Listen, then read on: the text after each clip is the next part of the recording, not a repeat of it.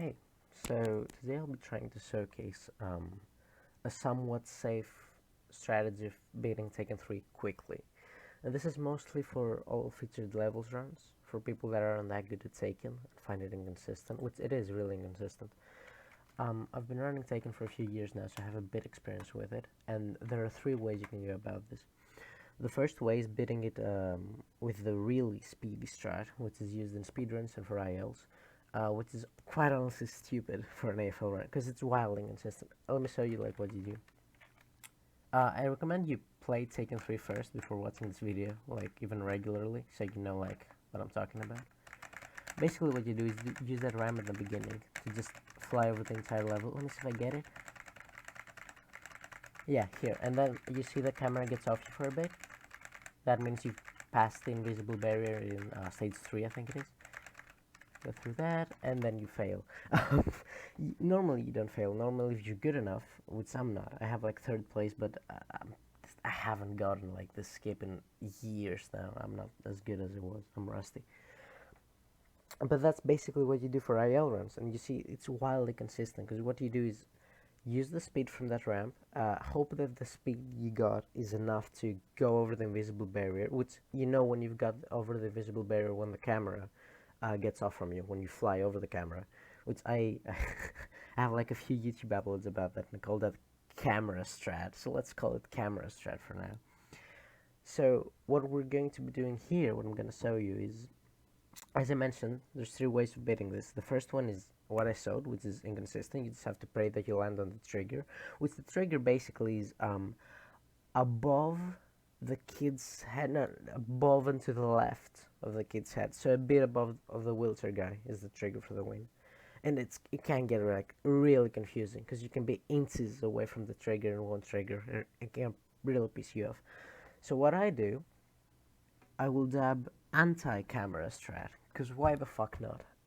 The third way is to beat the level regularly, but that's really slow, and if you're not that good at it the regular way, because it can get a bit tough at points, then I don't recommend you go for that. What I do is the anti-camera strat, which I will show here. Alright, I've got a replay. So, basically, I'll have to explain a few things about the invisible barriers in this level. This isn't the only way to do anti-camera strat, but this is like the basis of it. So what you do is still get that speed from the ramp, and like jump over the entire level, but not the entire level. Peter's layer, which is level 3, is the one where there's wheelchair guys with um, like things that stab you and shit. What you want to do is land there. And the thing about invisible barriers in this level is there are two that I'm aware of, and there are two that are like relevant to this specific tutorial. So even if there are more, they're relevant to this. What you want to do is get enough speed so that you get over the first invisible barrier, which is on stage 2, like the shotgun guy thing.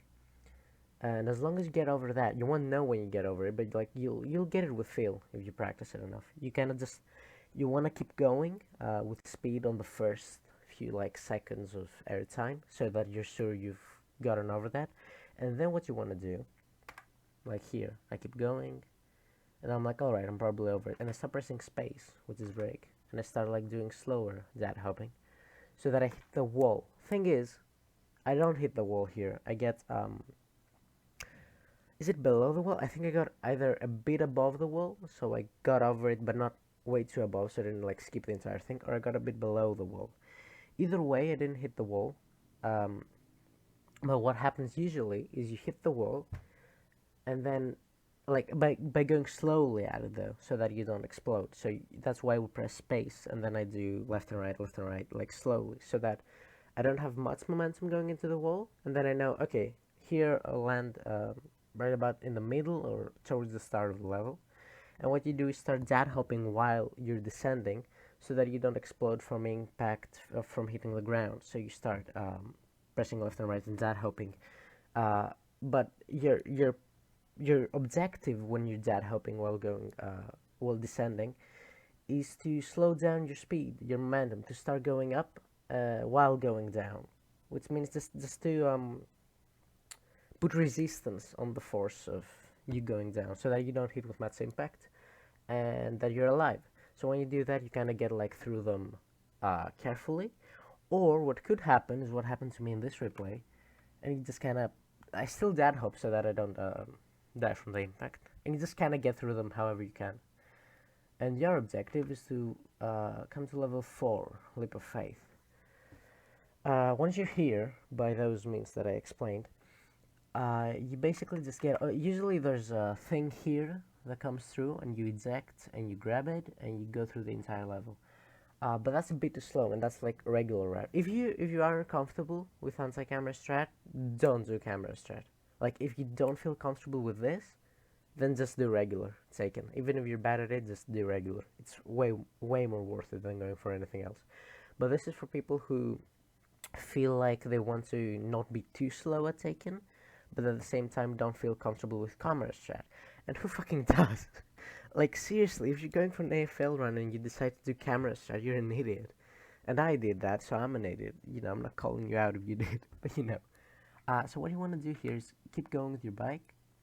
I kind of fucked that up there. The seat might slow you down, so be careful with that. And then you just kind of want to dad hop your way through that. Normally, what happens is that if you're good at dad hopping, which I'm not, you'll be right about here with your dad hopping, and then you can continue. And about like here, you start pressing space and doing more slow dad hops, so that you land somewhere. But if you like completely fail that, then keep going without break, like I do here. I just keep going so that I actually reach it, and I do. I would say just barely, but it wasn't just barely. There's a thing above here. There's spikes here, and then there's a thing here with glass here that breaks. So your goal is to go through that thing that I showed earlier, then a bit later start pressing space and doing slower, but that helps. And then you'll reach that normally. And you're still doing dad hop so that you don't die from the impact. That's the only reason you're dad hopping there, so that it slows you down and you don't die on impact. And then what you want to do is break the glass and come down. Or if what happened to me happens to you and you fail that and you keep pressing without breaks, you kind of get here. Let me show you the trigger real quick. The trigger is about here. It's like to the left of the kid's head and above the wheelchair guy. So it's about here. So you see I land here, and then I go for the trigger, which is about here, and I get it. So that's it. That's anti-camera strat. If you have any questions about it, you can leave them in the comments or message me on Discord, and I'll be happy to answer any any questions about anti-camera strat. It sounds so fucking pretentious. Anyway, this is it. I hope this helps.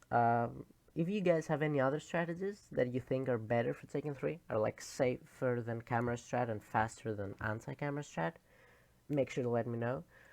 This usually gets you about 40 seconds, or I've gotten 38 seconds with anti-camera strat before, which is like, what, 10 seconds slower than a decent camera strat.